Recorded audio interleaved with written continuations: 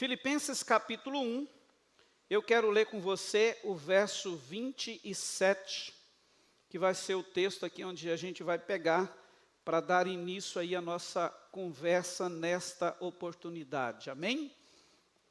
Filipenses 1, 27 diz assim: vivei acima de tudo, por modo digno do Evangelho de Cristo, para que, ou indo ver-vos, ou estando ausente, ouça no tocante a vós outros que estáis firmes, em um só espírito, uma só alma, lutando juntos pela fé evangélica.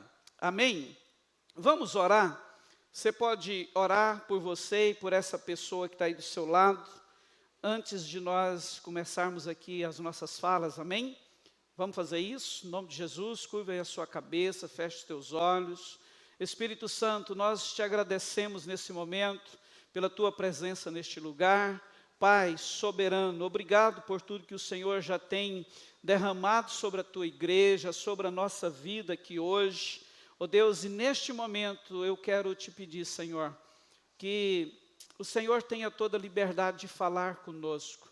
Ó Deus, de uma forma conjunta e também de uma forma personificada, personalizada, que o Senhor possa falar com cada um dos teus filhos e filhas neste lugar, agora, a partir desse momento, através da tua palavra. Nós te agradecemos e te pedimos em nome de Jesus. Amém?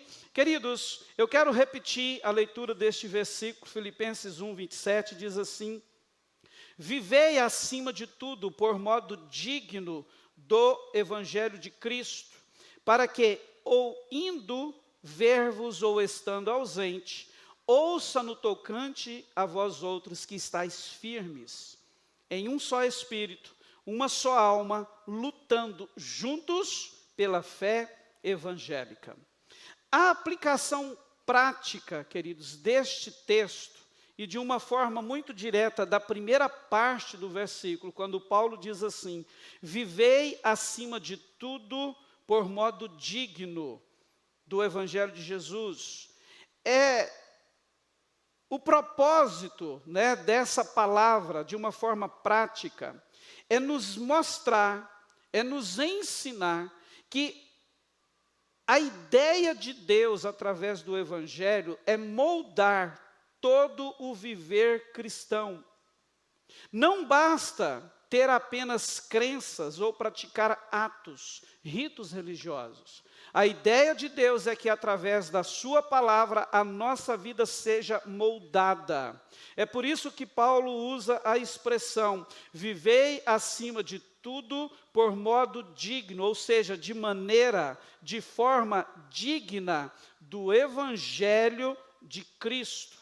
Amém? Então, algo que todos nós precisamos entender aqui logo de início, é que a vida cristã, ela não é uma realidade que se limita apenas aos domingos, ou algum dia da semana na nossa vida, ou também a um conjunto de práticas religiosas, não. Nós precisamos entender que, a partir do momento que nós reconhecemos o senhorio de Jesus, Ele passa a ser Senhor de toda a nossa existência. Posso ouvir um amém? Então, se você crê nisso, você também precisa entender que a partir desse momento que Ele se torna Senhor da nossa existência, não há como separar algo que seria ou poderia ser ou permanecer profano e aquilo que deveria e poderia ser sagrado nas nossas vidas. Não, não, não. A partir do momento que Ele assume o trono, Ele passa a ser Senhor, Ele nos santifica, amém? Ele nos coloca numa nova condição na presença do Pai. A gente vê isso, por exemplo, quando lemos 1 Coríntios 6, versículo 11, quando Paulo registra assim: tais fostes alguns de vocês, mas vocês vos lavastes, ou vós vos lavastes, mas fostes santificados, mas fostes justificados em nome do Senhor Jesus Cristo e no Espírito do nosso Deus. Você vê o texto falando assim, ó, fostes santificados. Paulo está falando de uma ação passada, feita por Deus na nossa vida, no momento da nossa conversão. Ou seja, paralelo à justificação dos nossos pecados, a palavra de Deus diz aqui que nós fomos santificados. Amém? E se você voltar também em 1 Coríntios, capítulo 1, versículo 2, também palavra de Paulo, ele diz assim, a igreja de Deus que está em Corinto, olha só, aos santificados em Cristo, chamados para ser santos, com todos os que em todo lugar invocam o nome de nosso Senhor Jesus Cristo, Senhor deles e nosso. Agora veja isso, Paulo fala aqui que os irmãos de Corinto foram santificados em Cristo, ação passada.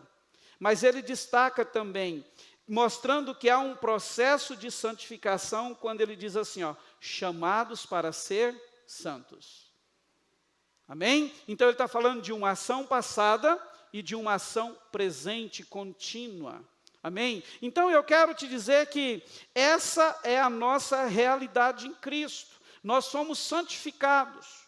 Eu e você fomos santificados no momento da conversão, da nossa justificação. É claro que nós não podemos esquecer da outra parte do processo, que é os chamados para ser santos, que Paulo diz aqui no versículo 2 do capítulo 1 de 1 Coríntios, que traz o ensino de que, embora fomos justificados e santificados no momento da conversão, a partir desse momento, Deus nos insere num caminho de vida cristã. E aqui nós entendemos que o chamado é para uma santidade progressiva na presença dEle. Amém? Então, isso fala de um processo que continua a crescer, o processo de santificação por meio da ação e do poder do Espírito Santo, chamados a serem santos. Amém? Então, queridos, a santificação,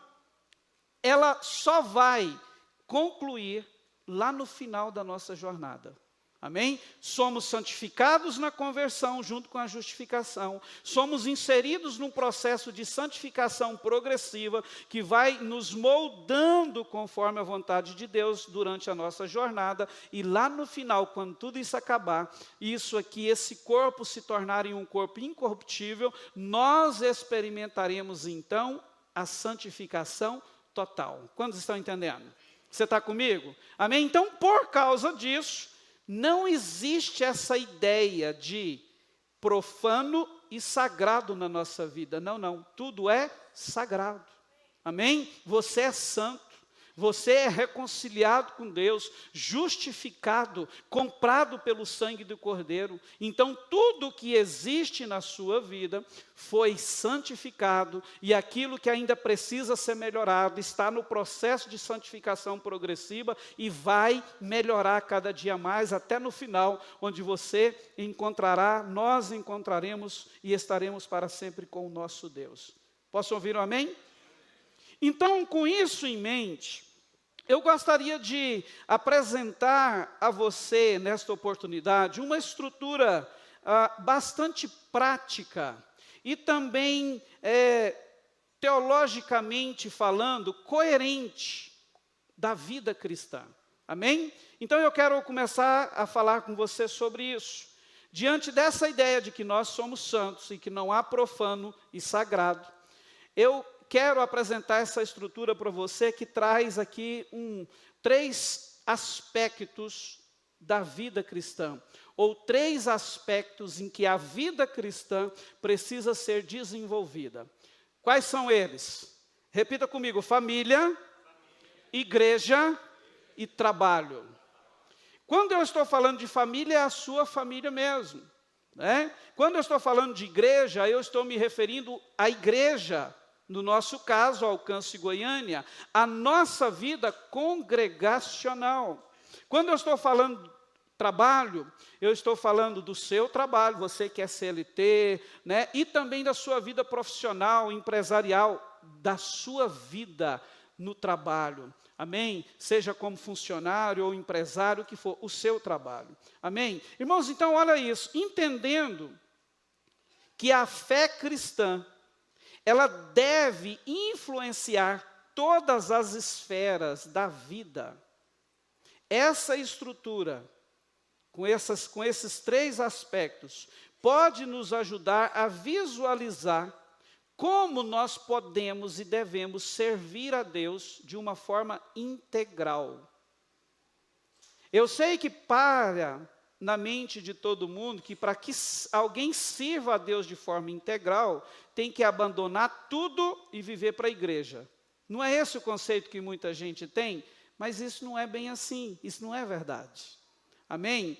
E eu quero, a partir de agora, trazer algumas informações, aprofundar um pouco dentro disso, na intenção de te mostrar que todos nós somos chamados para servir a Deus de forma integral.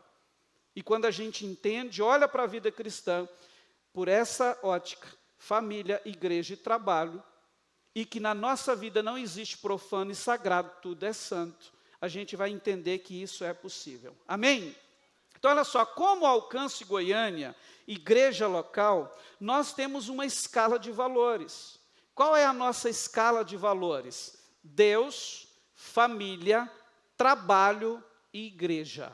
Amém? Essa é a escala de valores que a gente acredita, à luz da palavra de Deus, que precisa ser trabalhada na nossa vida. Porém, quando nós pensamos na vida cristã, com essa escala de valores, partindo dos três aspectos que eu coloquei acima, que são família, igreja e trabalho, fica mais fácil da gente compreender o que podemos melhorar, o que podemos fazer para dar, de repente, um up aí na nossa performance como vida cristã, como cristãos, como filhos de Deus. Amém? O primeiro aspecto, eu quero discorrer um pouquinho sobre ele com você, é a família. Queridos, a família é o primeiro ambiente onde se vive a fé cristã. Amém? É nela que se aprendem os valores do reino e exercita o amor de forma prática. Eu achei interessante que no último domingo, a Tairine estava aqui, sentada no lugar da Alcirlene. Ela estava com a sua bebezinha no colo, a Luísa, 8 meses. 9 meses. Num determinado momento, eu fui direcionado a olhar para elas. Olha o que estava acontecendo. A Tairine estava segurando a neném com um braço e adorando ao Senhor. E em muitos momentos, enquanto a Tairine levantava as mãos, o que a Luísa fazia? Levantava a mãozinha também. Está vendo, irmãos? Olha o tanto que isso é sobrenatural. A família juntos manifestando a fé cristã. A criança repetindo o que está vendo a mãe fazer. Fazendo o mesmo gesto de adoração a Deus que a mãe está fazendo. É lógico que ela ainda não entende aquilo. Mas se ela cresce nesse ambiente de adoração em família, ela vai ser uma adoradora assim como a mãe. Amém? Então, a família é esse ambiente, nós não podemos abrir mão disso. Amém? Quando nós lemos Efésios capítulo 5, do versículo 22, até Efésios 6, versículo 4, a gente vai ver a Bíblia falando sobre os relacionamentos, por exemplo, do marido e da esposa, dos pais e dos filhos. Quando a gente lê Josué 24, 15, nós vamos encontrar ali aquela frase muito conhecida e citada de uma forma muito frequente no nosso meio, quando Josué, em um determinado momento, conversando com o povo, ele olha e diz assim, olha, eu não sei o que vocês vão fazer da vida de vocês, eu sei o que eu vou fazer da minha. E ele olha para a sua vida e diz assim, eu e a minha casa serviremos ao Senhor. Amém? Mostrando ali que ele já tinha uma decisão, e ele sabia qual que era o destino que ele queria dar para a sua casa. Quando a gente lê 1 Timóteo 5,8, você vai ver a Bíblia nos dizendo que quem não cuida dos seus, falando da nossa família da fé, negou a fé. Olha o tanto que isso é importante. Então, a família é um ambiente em que a fé deve ser visível no exemplo, no amor, no perdão, na educação dos filhos, na fidelidade conjugal, no cuidado mútuo. A família cristã é um altar onde Deus deve e espera ser honrado. Amém? Esse é o primeiro aspecto. O segundo aspecto que eu quero falar com você é a igreja, no contexto de vida congregacional.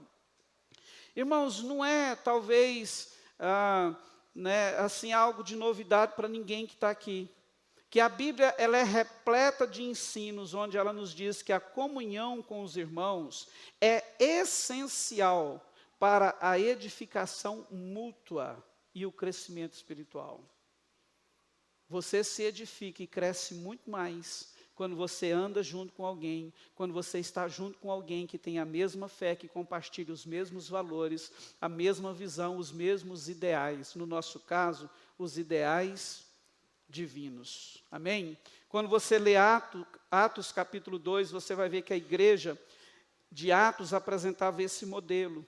Atos 2, do versículo 42 ao 47, fala de uma forma muito direta do modelo da igreja primitiva. Você vai ver a Bíblia dizendo que eles andavam junto, ensinando na comunhão, no partir do pão, nas orações. Era uma igreja que andava junto. Quando você vai lá para Hebreus capítulo 10, versículo 25, você vai ver uma advertência divina. Olha, não deixem de congregar, como alguns estão fazendo. Mostrando para nós a importância de fazer parte de uma igreja, ter uma vida congregacional saudável. Amém? Quando você vai para Efésios capítulo 4, versículo 11 ao 16, você vai ver ali um chamado para todos os cristãos. E esse chamado consiste em que todos juntos possam trabalhar para a edificação do corpo de Cristo. O corpo de Cristo é a igreja. Então, queridos, a vida cristã não tem como ser vivida de forma solitária. Amém? Envolve congregar, servir na igreja, participar da ceia, crescer através do ensino da palavra, viver em comunhão e submeter-se a uma liderança espiritual, levantada pelo dono da igreja, o Senhor, o soberano Deus. Amém? Então, deixa eu abrir logo um parênteses aqui, porque é necessário fazer isso. Não aceite as mentiras do diabo em relação ao princípio de congregar na sua vida. Percebe que ele tem enganado muita gente em relação a isso? Mas se a gente for olhar, queridos, a estratégia dele não é só com esse princípio. Você consegue perceber que alguns princípios que são fundamentais na vida do cristão têm sido atacados de uma forma terrível pelo inferno nos últimos anos. Por exemplo, a família tradicional. Como isso tem sido atacado, sim ou não? O casamento. Outra coisa, a respeito da conduta dos filhos com os pais. Os filhos hoje estão sendo levados a desonrar os pais. E se você for para a palavra, honrar aos pais é o primeiro mandamento com promessa. Filhos hoje não querem mais submeter aos pais. Outro princípio, a importância de congregar, que nós estamos falando aqui. Quantas pessoas estão recebendo na mente e no coração a mentira do diabo? Não precisa de congregar não, você é a igreja. É assim ou não? Não, Deus fala comigo na minha casa. Eu não preciso de igreja. Irmãos, isso é mentira do inferno. Isso é conversa fiada do capeta, para tirar você da igreja, para desvincular você da videira. Nós precisamos estar atentos a isso, irmãos. Porque do mesmo jeito que ele está fazendo com a família, no relacionamento dos pais com os filhos, dos filhos com os pais, ele está fazendo também em relação a esse princípio de congregar. Você não é igreja sozinho. Amém? Sozinho você é membro do corpo. Eu e você, nós juntos somos igreja. E aí é impossível desvincular isso do congregar, do estar juntos, viver em unidade, em comunhão, um servindo ao outro durante toda a jornada. Amém? A gente precisa estar atento a isso. Porque muitas vezes a gente não concorda com o que o diabo está querendo fazer com a família, mas a gente está concordando com o que ele está querendo e está fazendo em relação à igreja, na nossa vida.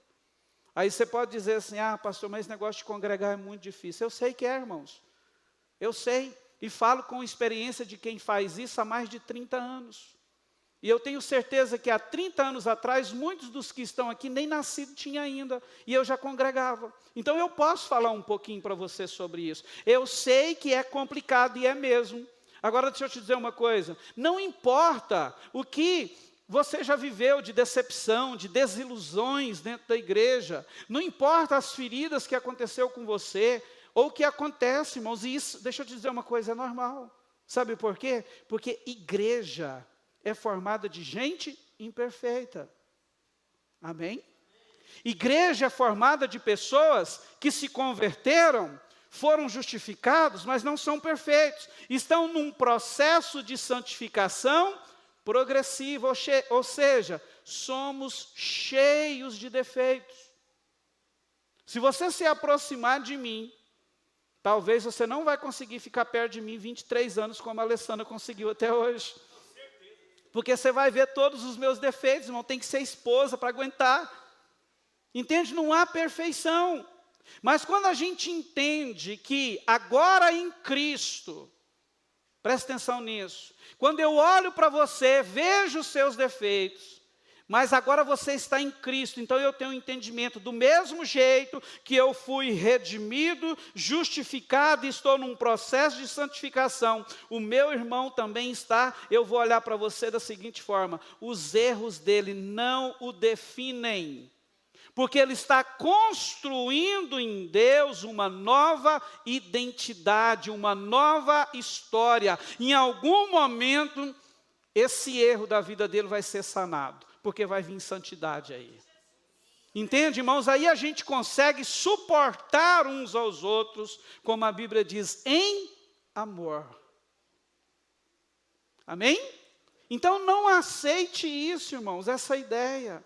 Você precisa fazer parte dessa igreja. O terceiro aspecto da vida cristã que eu trago é o trabalho. Deixa eu dizer algo para você. O trabalho, ele não é apenas um meio pelo qual se consegue o sustento e o crescimento econômico e financeiro para você e para a sua família. Antes disso, na verdade, ele precisa ser visto como uma plataforma de testemunho e serviço ao próximo da sua vida cristã. Amém? Muitos não conseguem olhar para o trabalho dessa forma. Quando a gente lê Filipenses ou Colossenses, capítulo 3, versículo 23 e 24, diz assim, tudo que fizerdes, fazei-o de todo o coração, como para o Senhor, não para homens, cientes de que recebereis do Senhor a recompensa da herança. Amém? Então, irmãos, olha só, é para fazer tudo como se fosse para, irmãos, e é tudo. Percebe? Então, aqui engloba toda a nossa vida, inclusive no trabalho.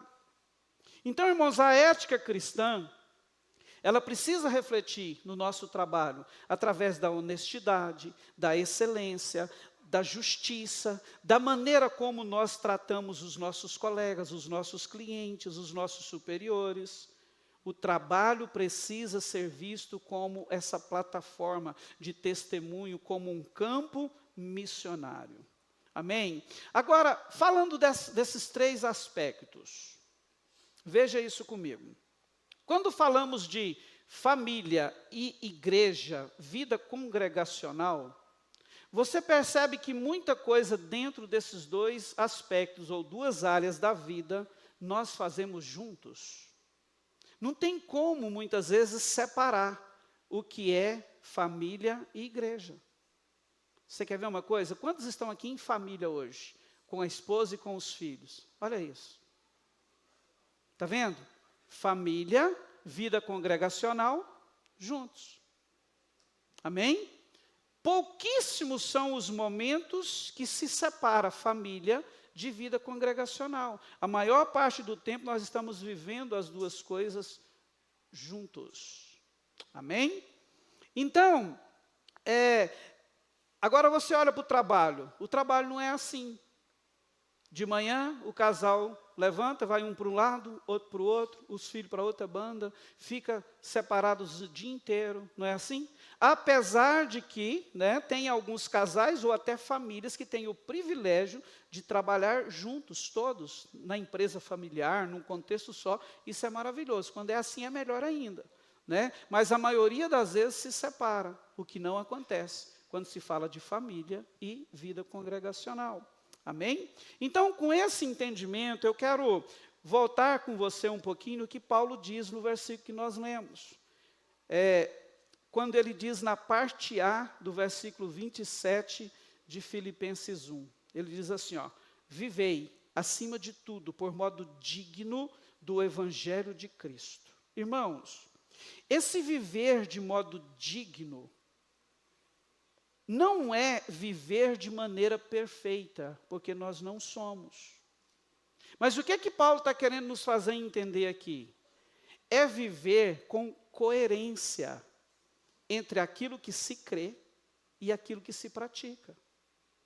É isso que ele está dizendo. Vivam de modo digno, de maneira digna, conforme o Evangelho de Cristo. Amém? O Evangelho é uma boa nova que transforma a pessoa. E isso precisa acontecer de forma inteira. Precisa transformar a pessoa por inteiro.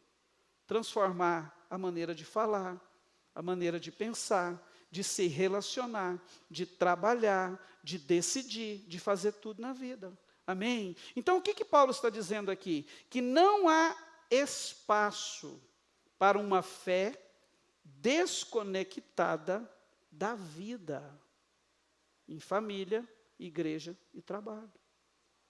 Aquilo que a gente crê precisa se manifestar na família, na igreja e no trabalho. Amém? Então, algo para a gente pensar agora. Nós estamos vivendo um tempo em que é comum, acredito eu que por falta de entendimento, muita gente ser levada a compartimentalizar a fé. O que é isso, pastor? Tem um comportamento na igreja, outro comportamento em casa e um terceiro comportamento no trabalho. Irmãos, mas muitas vezes, principalmente na família, a gente vive situações muito desastrosas quando não tem a mesma manifestação prática da fé em todos os aspectos da vida. É por isso que a gente escuta ser crente como ele, tipo assim, meu pai é crente só na igreja, lá em casa, nós é que diga. Você já viu esse tipo de coisa por aí? Irmãos, mas isso é errado, amém? E este é o grande desafio para boa parte dos cristãos, é ser cristão em todas as áreas da vida, é manifestar essa fé de forma prática em tudo, em todos os ambientes que nós vivemos. E eu quero te dizer que isto é possível, desde que a gente entenda que o Senhor, através da ação do Espírito Santo, é quem nos habilita para essa obra. Amém? Você pode ser cristão, manifestar a sua fé em todos os lugares, porque o Espírito Santo está aí, entende? Para te capacitar para isso. Amém? E isso é muito importante, irmãos. Por quê? Porque nós, como cristãos, fomos chamados para fazer diferença nesse mundo. Amém? Né? Fazer diferença nesse mundo. Amém? Você está aqui comigo ainda? Então, diante disso, eu gostaria de falar um pouco com você sobre a nossa casa. Essa igreja, este lugar, onde Deus tem falado que tem juntado um povo com um propósito. Amém? Que este povo tenha um alto nível de compromisso com Ele e com a sua palavra. Esse povo é Alcance Goiânia. Amém? Glória a Jesus. Então, diante de tudo isso, eu queria começar falando a você sobre a nossa visão. Nós temos uma visão definida, amém? E a visão fala de um lugar onde Deus projetou para que, como igreja, a gente possa chegar. Amém? Então, olha só, a nossa visão está aí no telão. Hoje não precisa de ninguém, né, tirar os olhos daqui. Mas eu queria que, como a gente fez no culto de manhã, um coro bem bonito. A gente vai falar a nossa visão hoje com o pulmão, o diafragma carregado. Amém? Vamos lá? Então está aqui a visão. No 3 você vai colocar essas palavras para fora. Vamos lá? 1, 2, 3.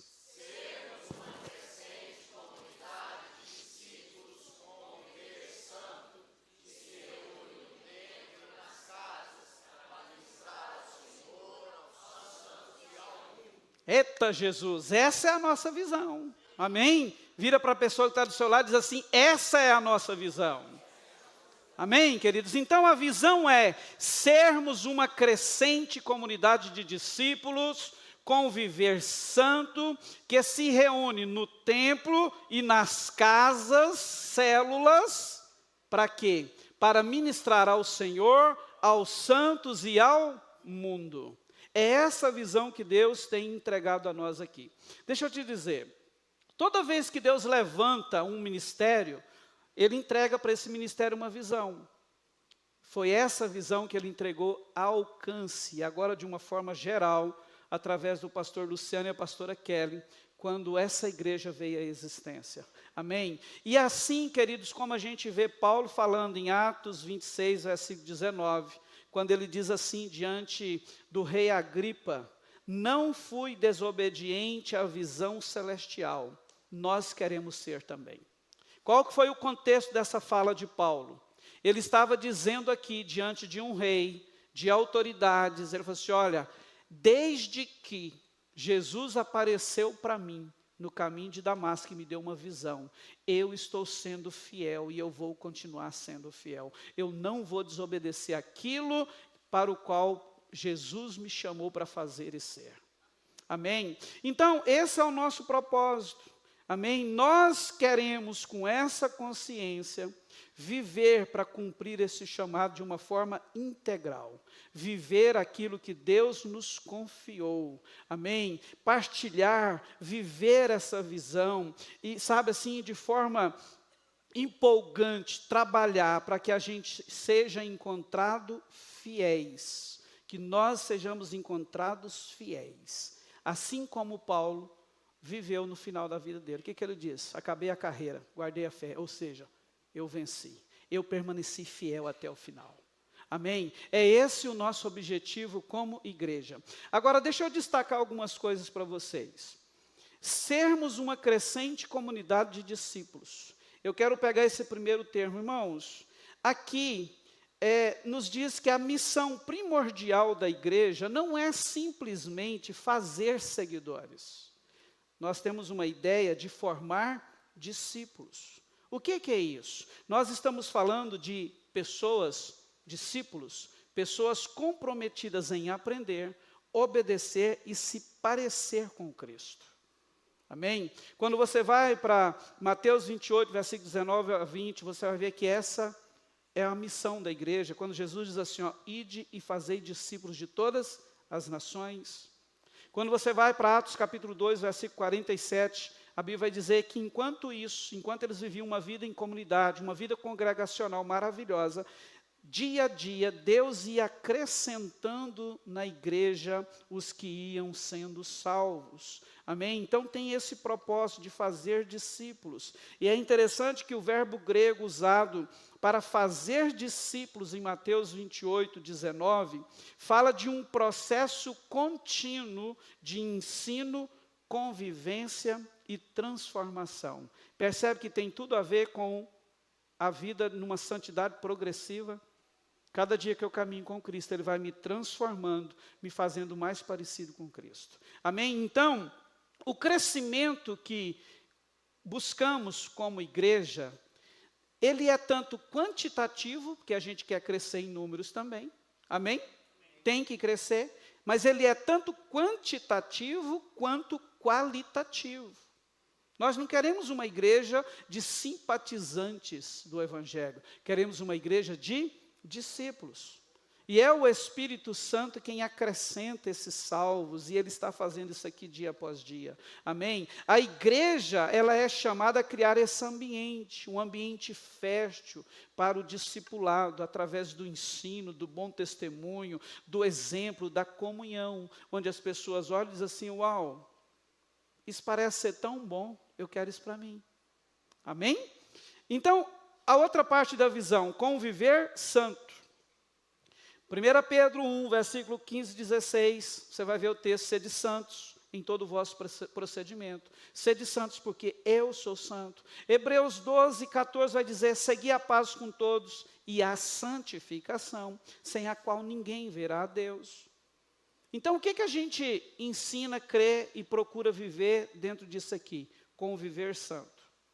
A santidade não é uma opção para o cristão, mas ela é uma marca indispensável na nossa vida, ou na nossa nova vida em Cristo.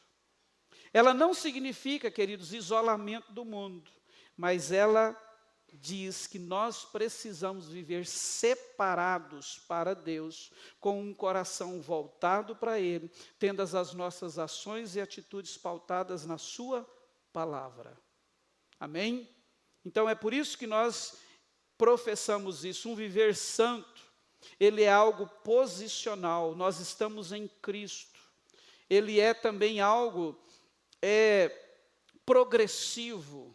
Na nossa jornada, pela ação do Espírito Santo, nós estamos sendo santificados a cada dia e nos tornando mais parecidos com Jesus. Amém? A comunidade, no caso igreja, é chamada para refletir o caráter de Deus. E eu quero te dizer, o nosso desafio hoje é viver isso numa geração corrompida de todas as formas. Amém? Mas nós somos chamados para viver dessa forma, glorificando a Deus no nosso tempo. Amém? Terceiro ponto que eu quero destacar na visão, somos uma crescente comunidade de discípulos com viver santo, que se reúne no templo e nas casas. Quando você vai para Atos, você vai ver que a igreja primitiva, ela vivia assim.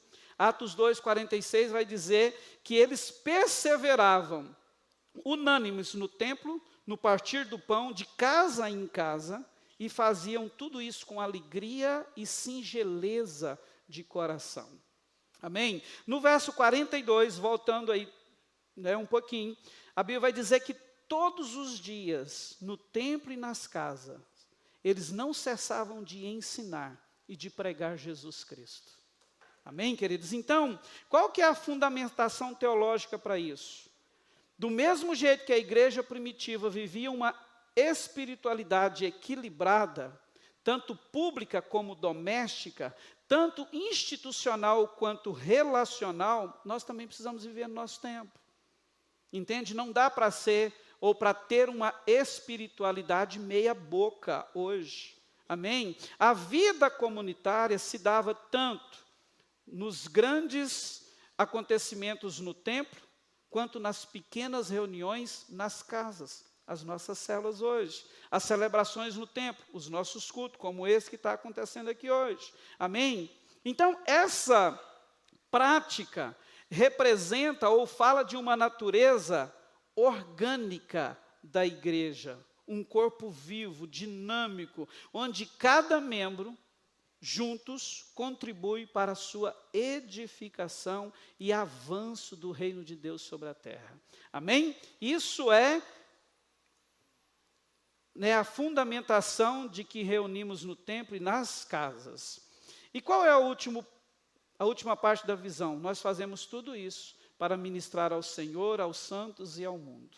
Amém? Então, nosso primeiro objetivo em tudo isso é ministrar ao Senhor. Amém? Então, esse é o primeiro chamado da Alcance Goiânia. Antes de fazer qualquer coisa para nós ou para o mundo, o nosso objetivo é oferecer a Ele adoração, honra e obediência. E deixa eu te dizer uma coisa. É apenas nesse ambiente de adoração, honra e obediência, é que os nossos corações têm condições de se alinhar com o céu.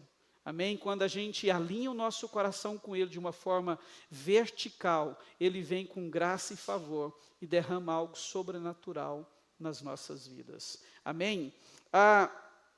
Outro ponto, ministrar aos santos e ao mundo. Aqui, irmãos, fala na verdade, de uma dimensão dupla. Ao mesmo tempo que a igreja está ministrando para dentro, aos santos, ela também está ministrando para fora. Amém?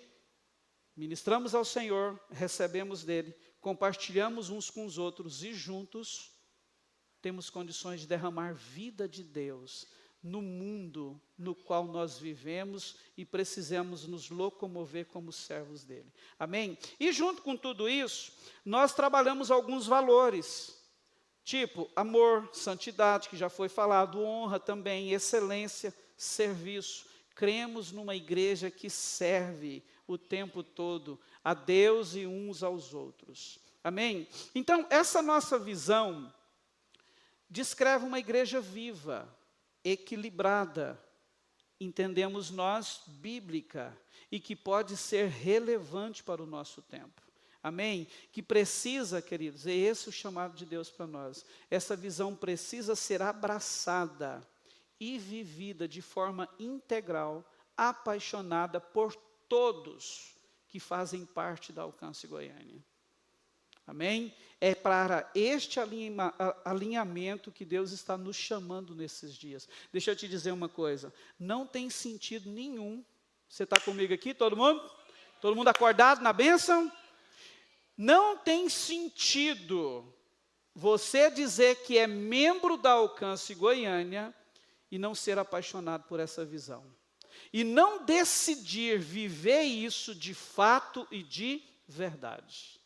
Amém? Então é para isso que o Senhor está nos chamando, para sermos uma comunidade em pleno crescimento, fundamentada no discipulado, comprometida com a santidade, que vive em comunhão no templo e nas casas, e que tem como propósito central ministrar ao Senhor, aos santos e ao mundo, através de uma vida que lhe agrada.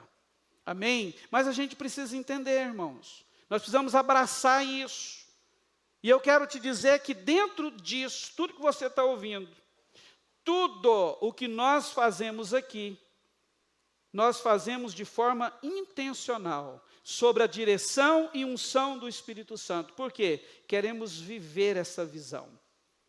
Queremos ser fiéis a essa visão que o Senhor nos entregou. Nada aqui acontece para preencher espaço ou cumprir agenda. Amém? Tudo o que nós temos praticado de atividades congregacionais aqui tem esse propósito. Manifestar uma vida prática da visão que o Senhor tem nos confiado. Amém? Você crê nisso? Então, até agora eu falei de quem somos. E a partir de agora eu quero falar um pouquinho com você sobre aquilo que nós não somos. Amém? Glória a Jesus. Entendeu aí a nossa visão? Então vamos lá. O que não somos? Preste atenção nisso.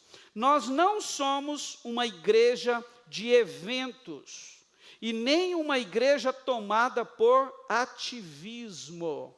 Nós não somos e não queremos entrar por esse caminho. Agora, o que é uma igreja de eventos e tomada por ativismo?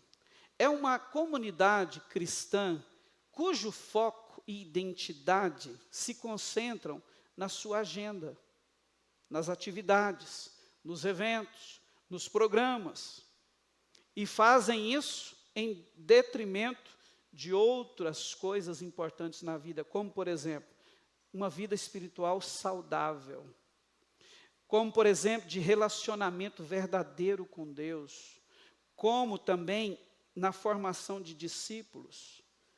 Também fazem tudo isso, mas esquecem de valorizar a família.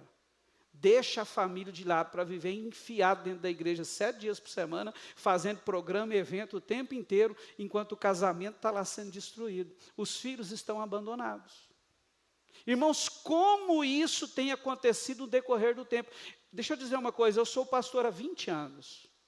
O que eu já ouvi de filho de pastor assim, ó, filhos de pastor que são magoados com os pais, profundamente com os pais pastores, porque eles dizem assim, ó, o meu pai me abandonou por causa da igreja. O meu pai vivia a vida dele enfiado dentro de uma igreja e não teve tempo para os seus filhos. Irmão, você pensa que isso não acontece? Está assim de filhos de pastores que não conseguem desenvolver hoje uma vida espiritual saudável por causa disso. Porque os pais abandonou a própria família para viver uma vida enfiado dentro de igreja de programações o tempo inteiro e não tinha tempo para a esposa e nem para os filhos. Cansei de falar com filhos de pastores assim. Teve um dia que a gente saiu para fazer um evangelismo em Brasília, eu já contei isso aqui algumas vezes. Irmãos, ô tristeza quando eu lembro daquela noite. A gente saiu de uma forma intencional, depois das 11, 10 horas da noite, 10, 11 horas da noite, porque a gente queria pegar os drogados, aqueles que estavam, sabe, naquele mundo mesmo. Irmãos, e de 10 jovens que a gente falava, 8 eram cristãos desviados, e dos 8, 5 filhos de pastores. E quando a gente ia falar com os filhos dos pastores, meu pai me abandonou por causa da igreja. Os outros cristãos não tinham apoio em casa, porque os pais só queriam viver vida de igreja. Percebe, irmão? Então nós não somos e não queremos ser uma igreja ativista, que te encha de programação, que você tem que estar aqui todo dia, de manhã à tarde e à noite, e não tenha tempo, por exemplo, para a sua família. Não tenha uma noite sequer da semana para você ficar em casa, curtindo um friozinho, como foi aí esses dias, né?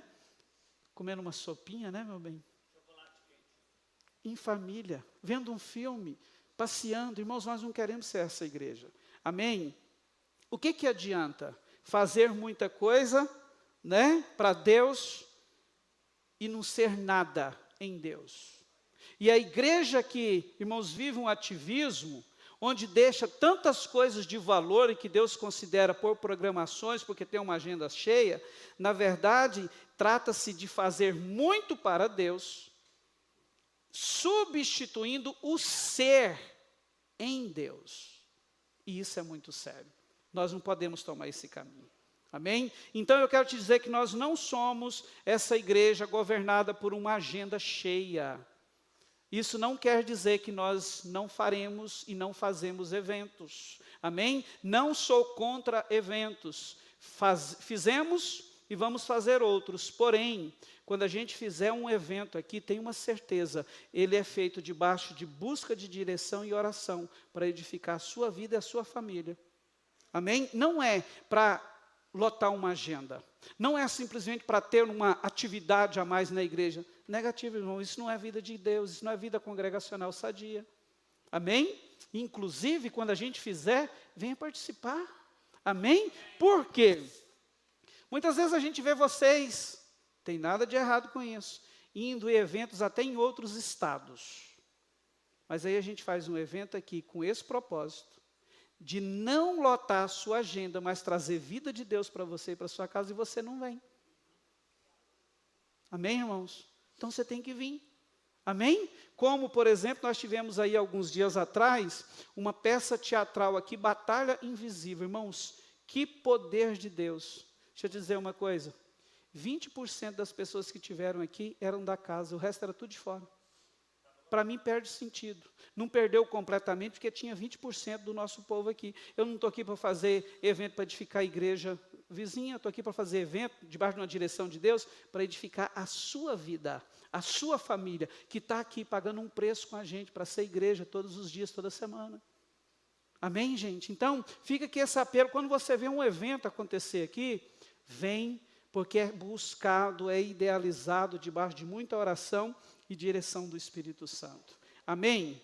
Glória a Jesus. E qual que é, irmãos, aqui talvez uma reflexão bíblica e teológica para fundamentar isso para você? Quantos aqui lembram da história de Marta e Maria? Lucas capítulo 10. O que aconteceu ali? Jesus chega na casa deles, ou delas, né?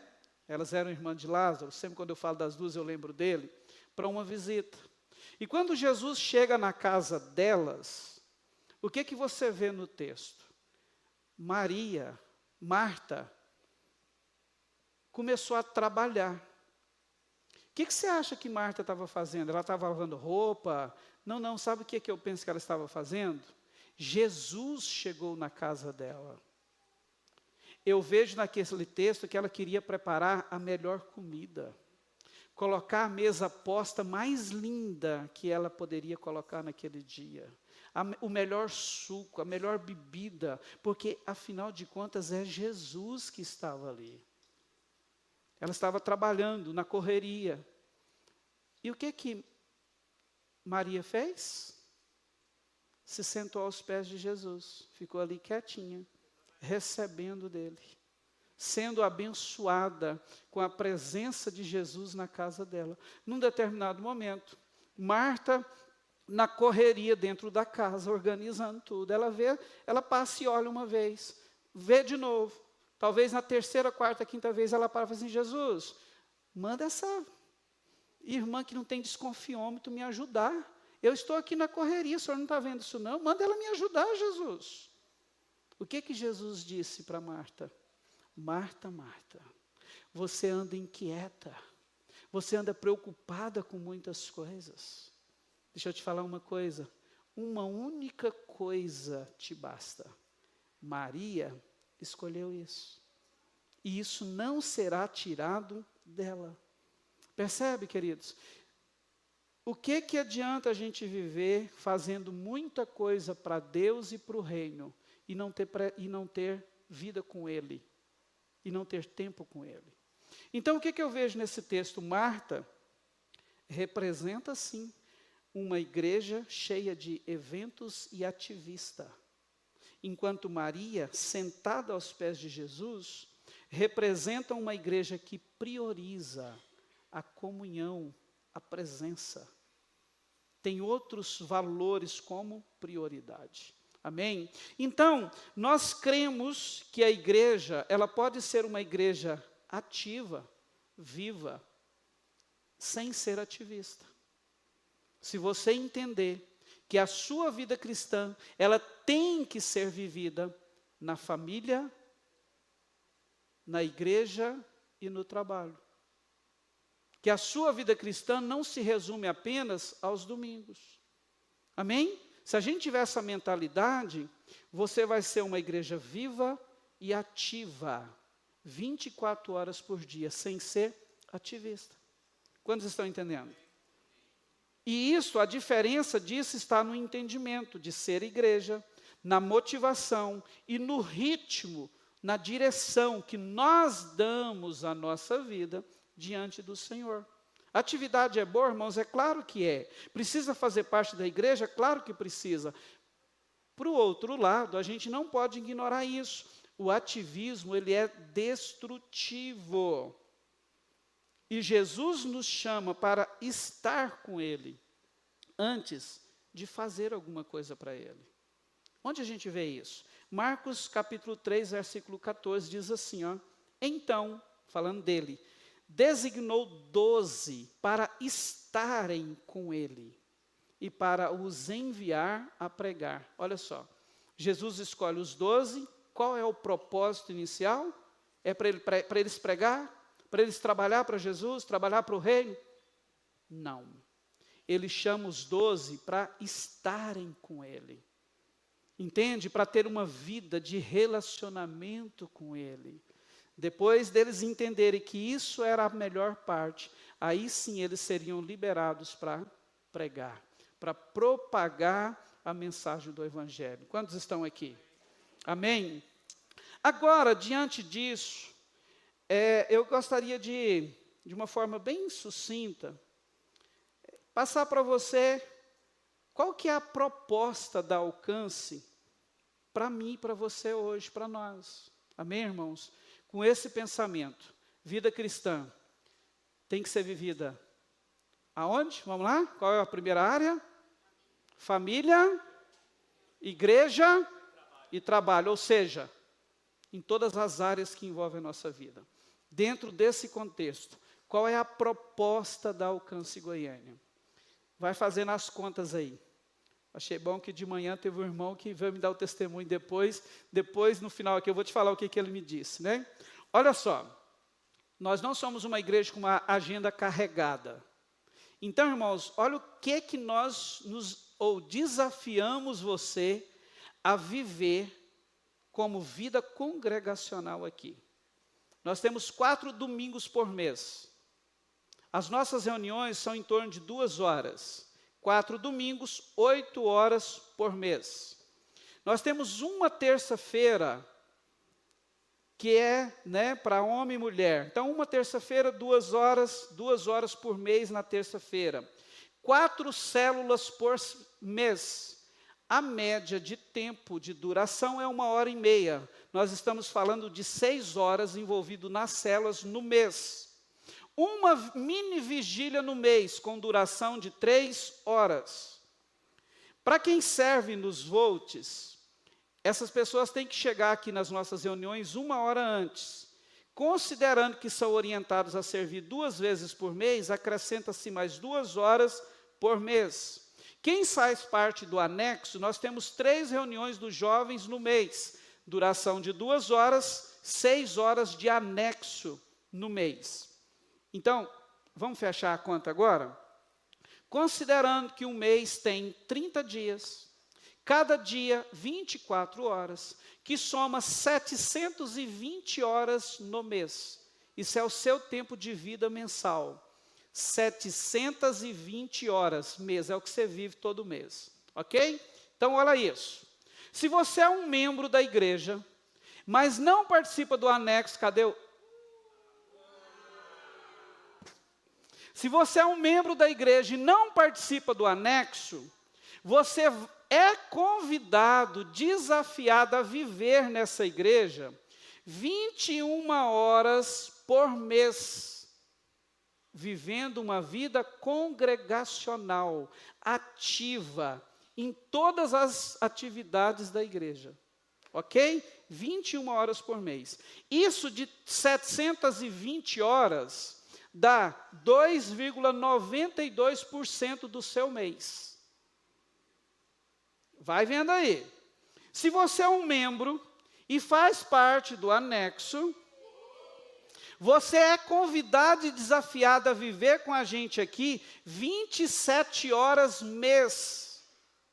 O que de 720 horas dá 3,75% do seu mês. Ok? Se você é um membro da Alcance, faz parte do anexo e é líder na casa, você é desafiado a viver de forma congregacional com a gente em torno de 30 horas mês.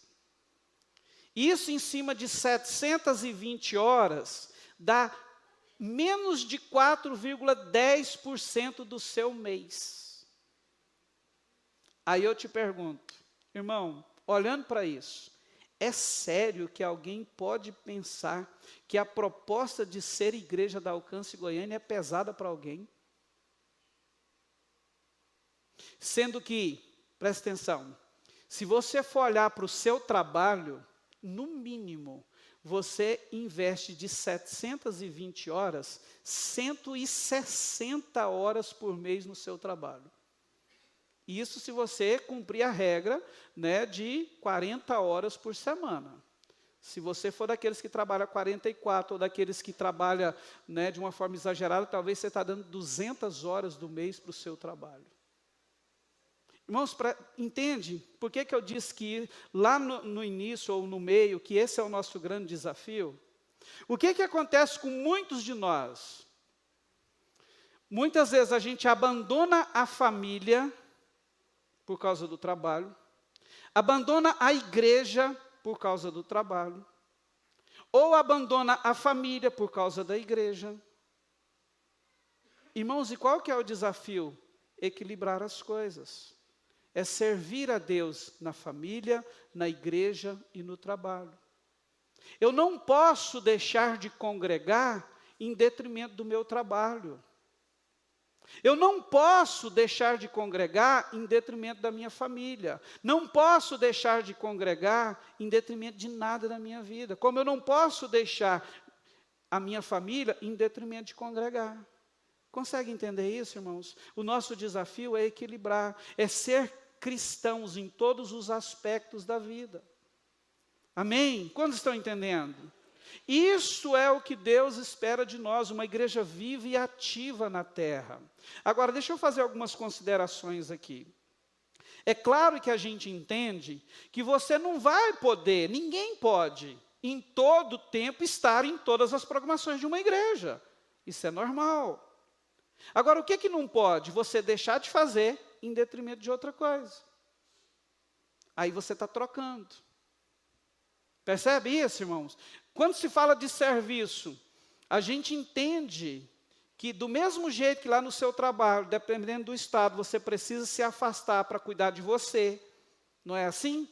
Eu sei que muita gente não gosta, mas muitas vezes é necessário você até ser encostado pelo INSS para você cuidar da sua saúde, né? Porque você precisa disso. Na igreja também, em determinados momentos, a gente precisa parar com tudo que a gente faz. Por quê? Porque eu preciso cuidar de mim. E muitas vezes a gente faz isso aqui. Quando a gente vê um voluntário que está trabalhando em excesso, que está se cansando, não está tendo tempo para a vida com Deus, para a família, o que a gente faz? Dá uma paradinha, pisa no freio. Você precisa ter mais tempo com Deus, para a sua família. A gente faz isso aqui, irmãos. Isso é natural. Agora, o que não pode acontecer?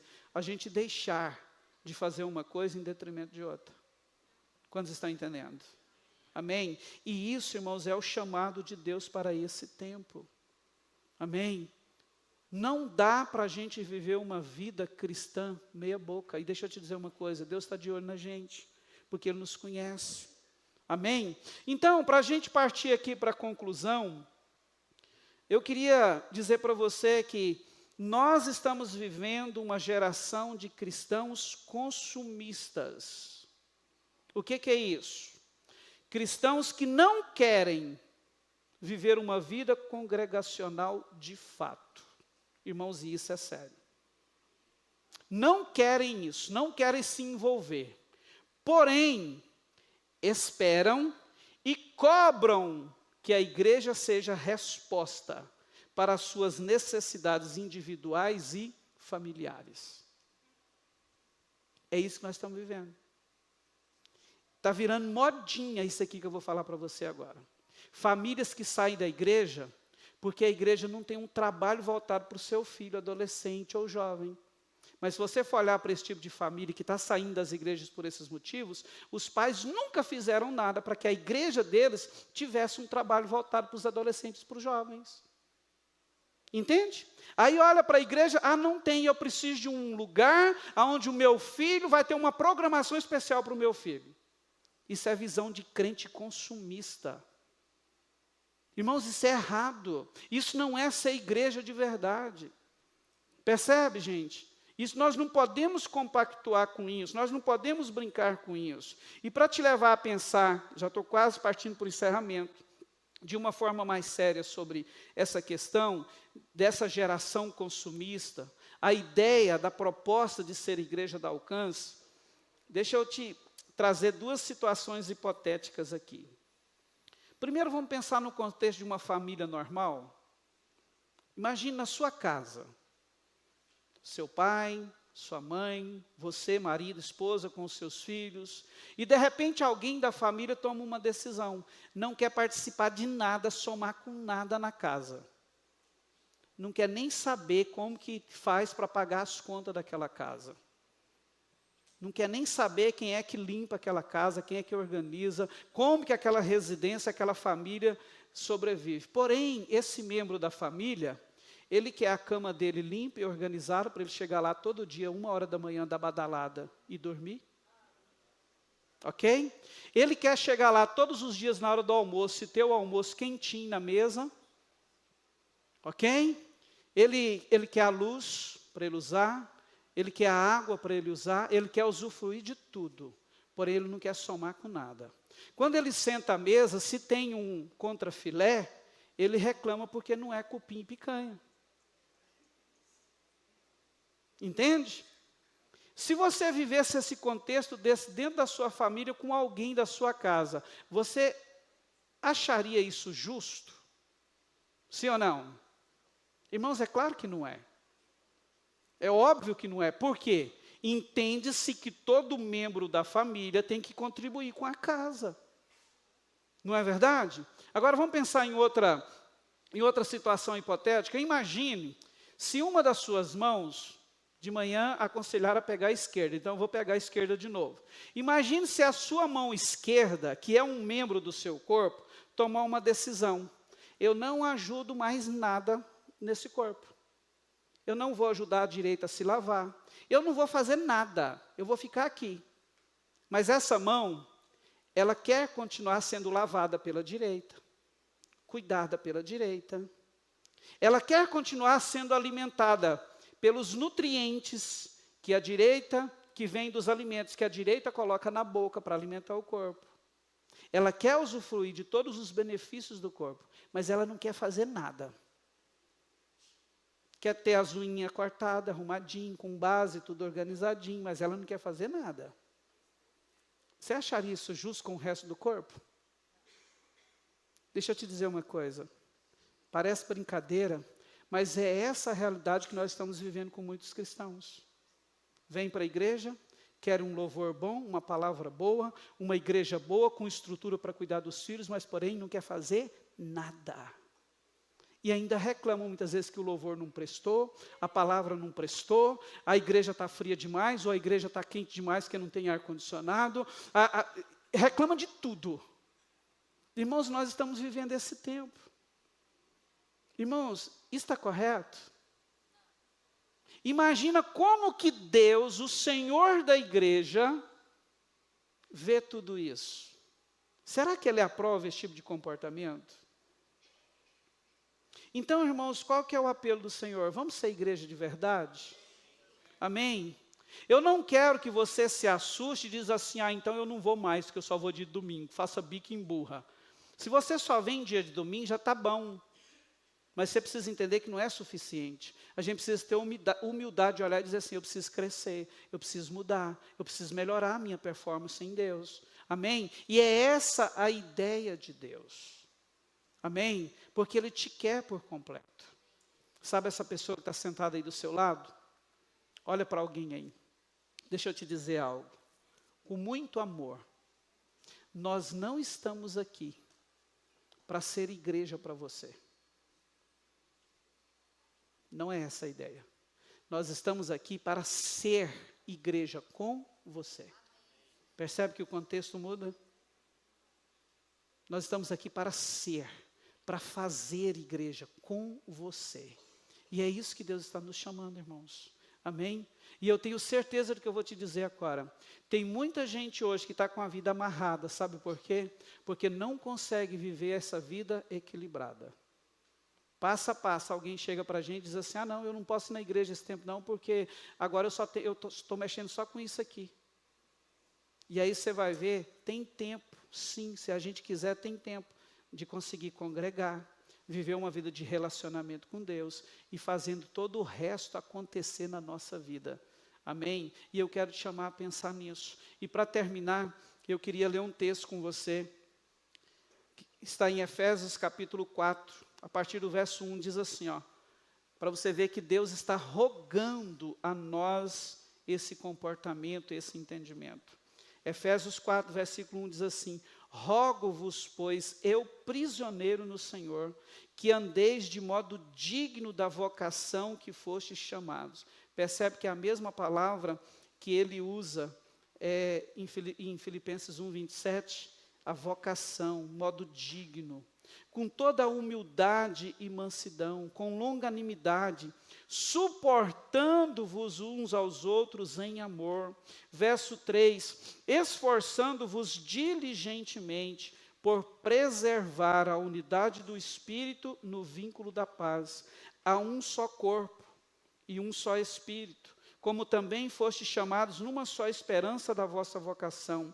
Há um só Senhor, uma só fé, um só batismo, um só Deus e Pai de todos, o qual é sobre todos, age por meio de todos e está em todos. Agora, verso 7, olha isso. E a graça foi concedida a cada um de nós, segundo a proporção do dom de Cristo. Então, ou seja, você recebeu uma porção da graça de Deus e está sobre você. Amém?